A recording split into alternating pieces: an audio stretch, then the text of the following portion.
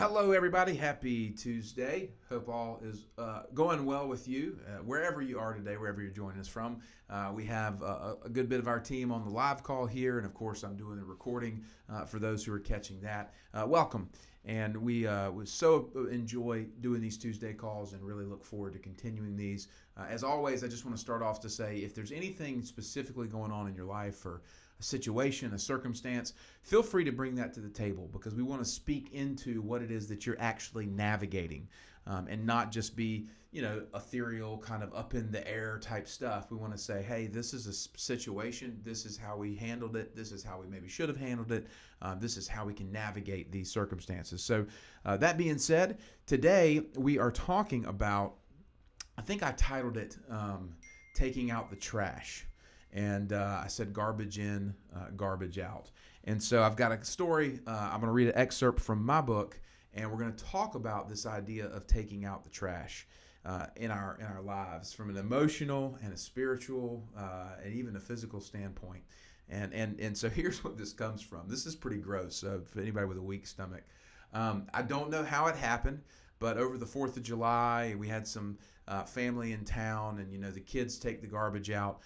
We have to be intentional to tie up the garbage or whatnot because, we live in the South, and it's hot and humid and flies and all kinds of mess. Well, someone decided to dump old chicken bones and chicken into the garbage can, and we found out a little bit too late that the garbage can had old chicken in it. So A, it was stank.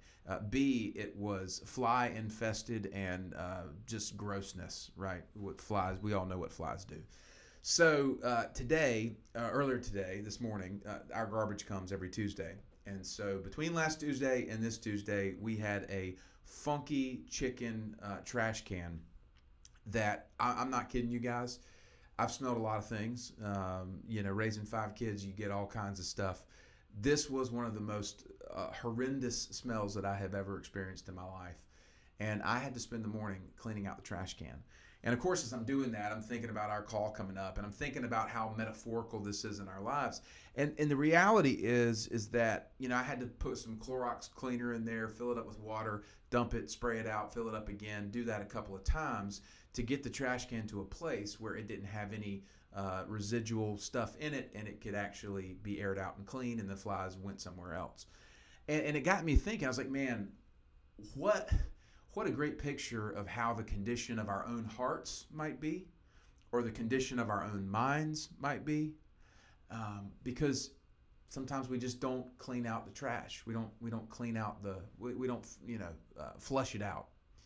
And I think right now is a great time for us to be very intentional about cleaning out the trash, taking out the trash.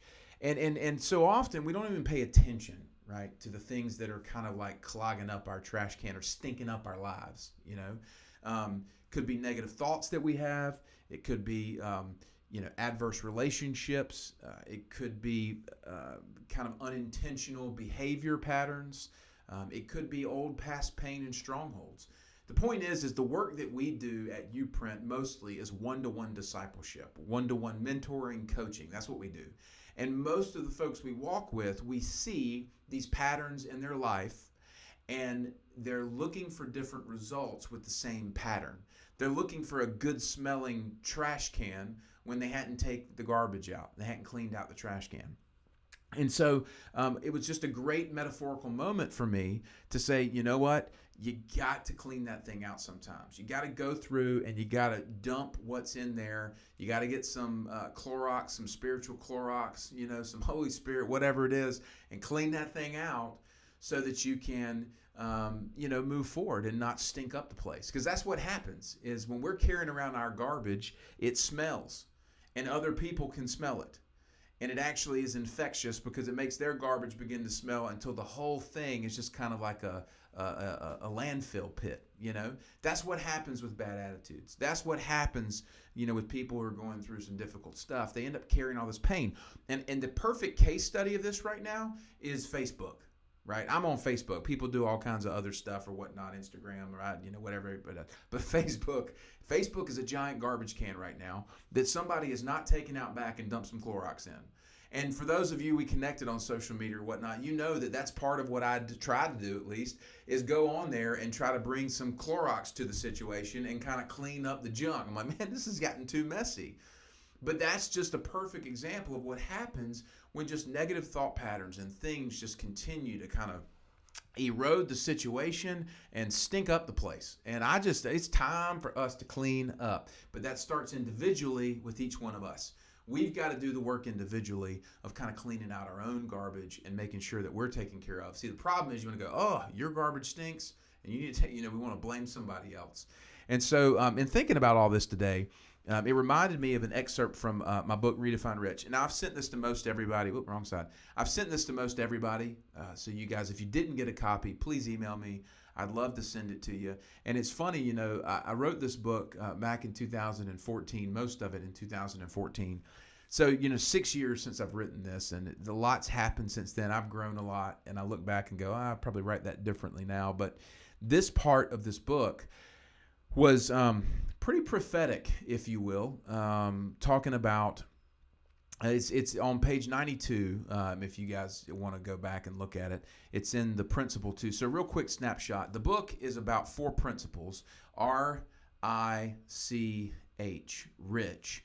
And it's recognize you're broken, invest in others, choose gratitude, and humble yourself with confidence.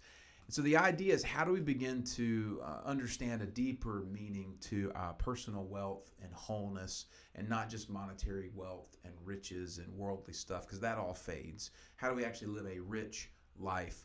That's kind of the premise of the book. Comes from some pretty cool stories that I share. But in the I principle, invest in others, I break this down, and it says, to see what's going on, understand what's going in. That's the title of this little section. To see what's going on, understand what's going in. Are you familiar with the phrase garbage in, garbage out? This adage derives itself from early computer software struggles. As a review of computer output were conducted, testers realized the wrong answers were being produced. After much research and study, figures inputted wrongly were discovered to be the issue. Imagine that. If we pour useless, negative energy into our lives, it stands to reason that meaningful, positive energy will not flow from our lives. Studies everywhere document the countless hours of television people watch. I won't specify the numbers, but I think it is a plague affecting our culture. I'm always amazed to hear singles question why their relationships aren't working when their relationship diets are fueled by reality dating shows. It stands to reason, if you want advice on dating, or if you desire a beneficial outcome, surround yourself with people who have great relationships and marriages. Most reality shows fuel themselves on the one thing most hated in relationships: drama. Rather, as you observe desirable characteristics of successful relationships, you develop a clear vision of what you desire in your own relationships. On the contrary, wallowing in the pit of despair with others who are stuck there themselves is insanity. Your words become a proverbial shovel, digging you deeper into a hole. Instead, seek those who will throw you a line and pull you out. So that's the snapshot from the book. And I think what I was trying to really draw out of that is your life really is about what you put into it, not what you necessarily get out of it, because what you get out is a direct reflection of what you put in. The early computer software analogy is a great one, because the output on the computers was bad because the input was bad. And I think right now in culture, we're such a dynamic time where we're looking at the outcome of our lives and wondering why it is the way it is. We've been putting crap in for a long time, and we wonder why it's the way it is. It's because of what's been going in. So we have to make a shift. We have to make a shift in an intentional mindset to begin to change and transform what it is that we're putting into our lives and what it is that we're allowing into our lives.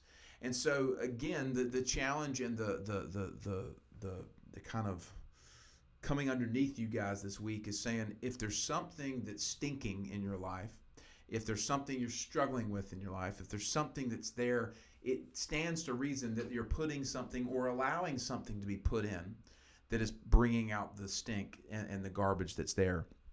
And so, from a biblical standpoint, I like to reference the Bible. It's been helpful for me, and hope it is encouraging for you guys as well. As I've told you, I'm not here to convert anybody from a religious standpoint, but just using this as a teaching tool.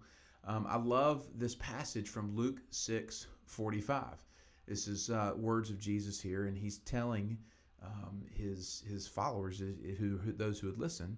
He said, "The good person, out of the good treasure of his heart, produces good.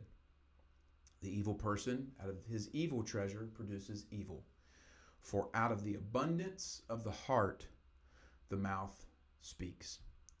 So you can't put something bad in and get something good out. And you can't put something good in and get something bad out. Garbage in, garbage out, good in, good out. This seems like a real simple, simplistic kind of philosophy, but yet we still deal with all the stuff we deal with in our lives and cultures. And so we have to be very intentional about what we allow in. So going into more of a practicality.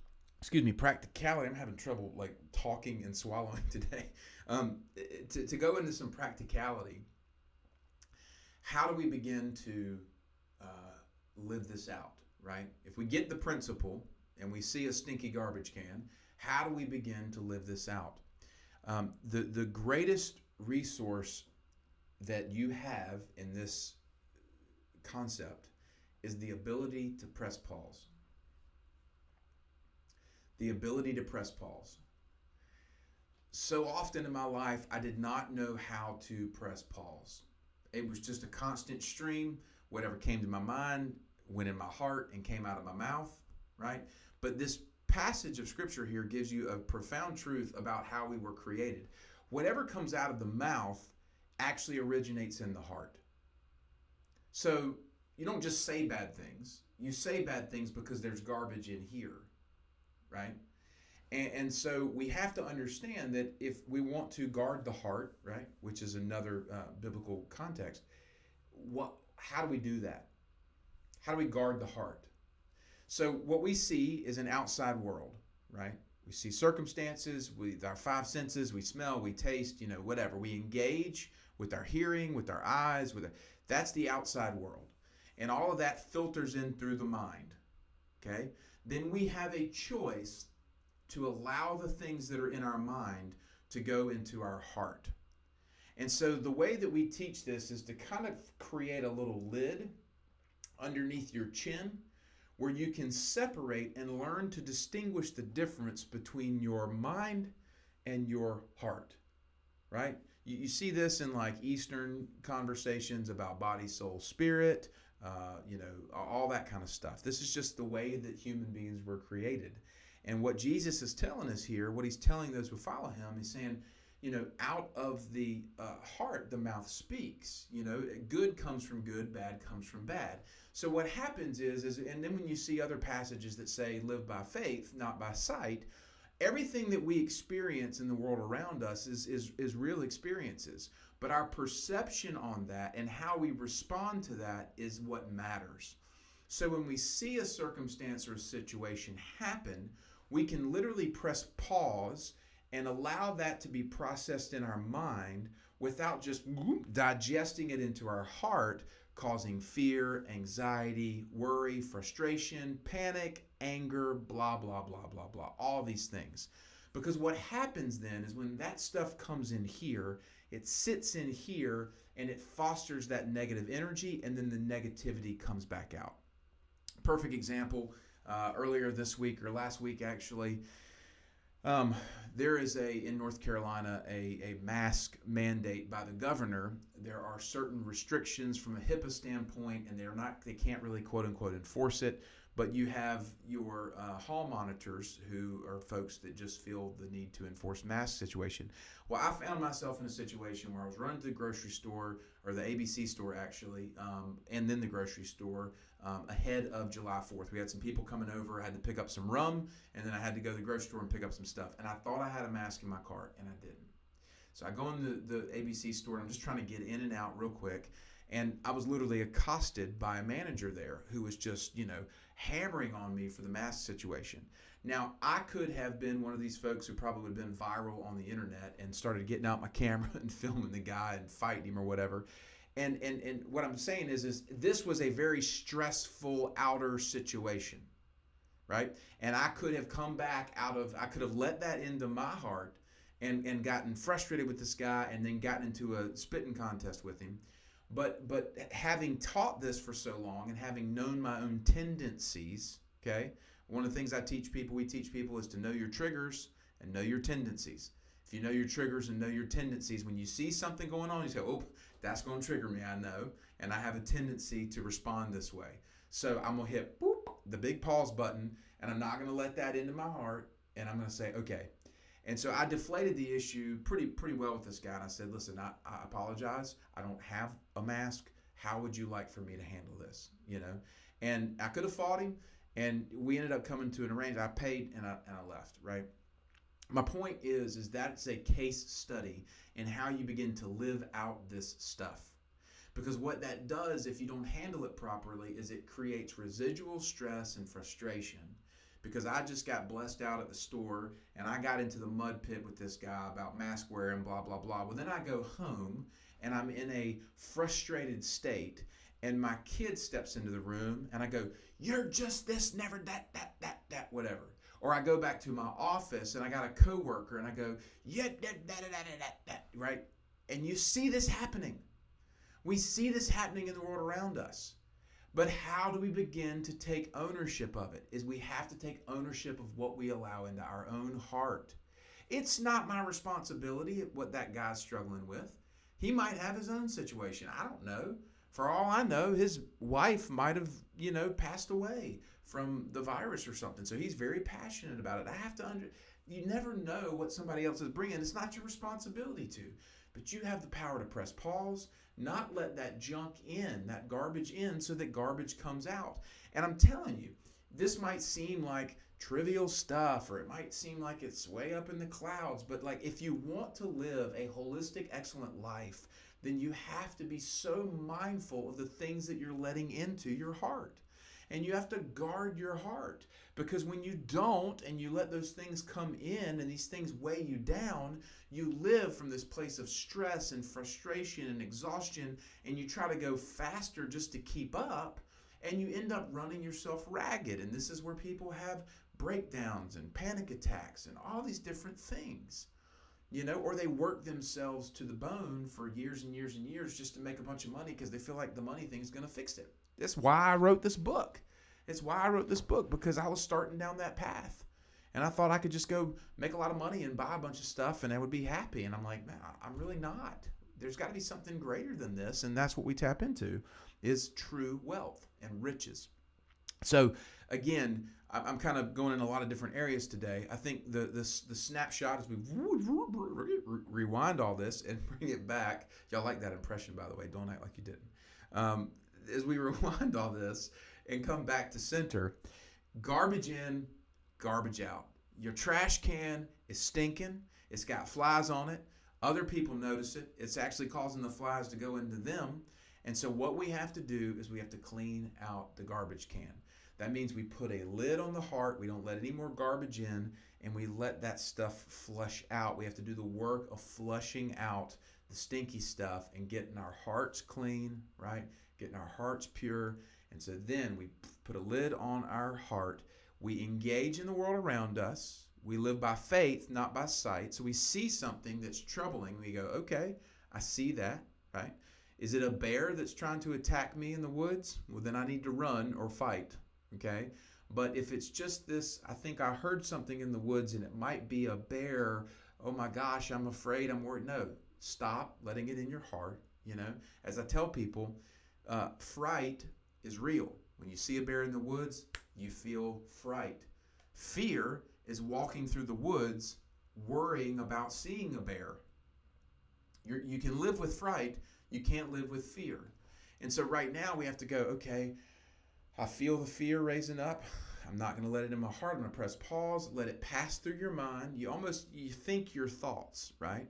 There's a biblical passage that says, take your thoughts captive. You have to learn to think your thoughts instead of letting your thoughts just happen and you just viscerally responding. Think your thoughts. And you go, wait a second, that's not in alignment with who I am. It's not in alignment with what I'm about. I'm not going to let it get me off course. So whoop, I'm going to let that thing pass through. And then I'm going to respond from a more pure, holistic place. So out of the heart, the mouth speaks. You got garbage coming in. You got garbage going out. So I hope that that is helpful for you guys and beneficial as you navigate your own relationships and your own lives, because this is what we need right now as a people. We have to start owning this, guarding our hearts and not getting into the mud and getting drug into a mud fight that we were not intended to be a part of. So you guys continue to carry on. Go be excellent in all that you do in all your relationships, and start speaking goodness out of your mouth because your heart is filled up with some good. If you guys need any help, as always, here to work with you. 910-619-4644 is my cell. Matt@uprint.life is the email address. You guys have a good day.